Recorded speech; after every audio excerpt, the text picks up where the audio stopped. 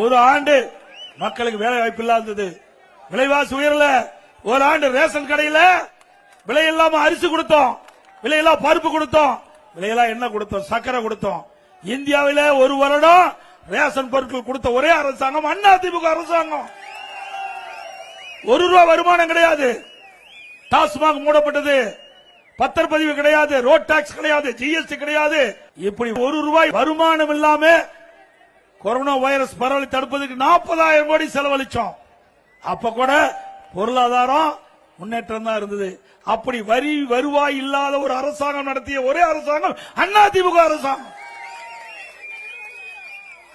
அந்த காலகட்டத்தில் மாணவர்கள் மன உளைச்சல் இருந்தாங்க. மாணவர்கள் மன உளைச்சல் என்னுடைய கவனத்தை கொண்டு வந்தாங்க. அரசு பள்ளியில் படிக்கின்ற மாணவர்கள் ஓராண்டு வீணாகிவிட்டதே என்று அவர் மன உளைச்சல் இருந்தாங்க. கல்லூரி மாணவர்கள் மன உளைச்சல் இருந்தாங்க. அந்த மன உளைச்சல் மீட்டெடுப்பதற்கு அரசு பள்ளியில் படிக்கின்ற மாணவர்கள் மற்றும் தனியார் பள்ளியில் படிக்கின்ற அத்தனை மாணவர்களுக்கும் ஆல் பாஸ் போட்டு கொடுத்தோம். கல்லூரியில் படிக்கின்ற மாணவர்களுக்கு ஆன்லைன்ல வகுப்பு, ஆன்லைன்ல தேர்வு, சிறப்பா படிச்சாங்க, பட்டம் பெற்றாங்க. பட்ட படிப்புல இது அதிமுக ஆட்சியுடைய சாதனை.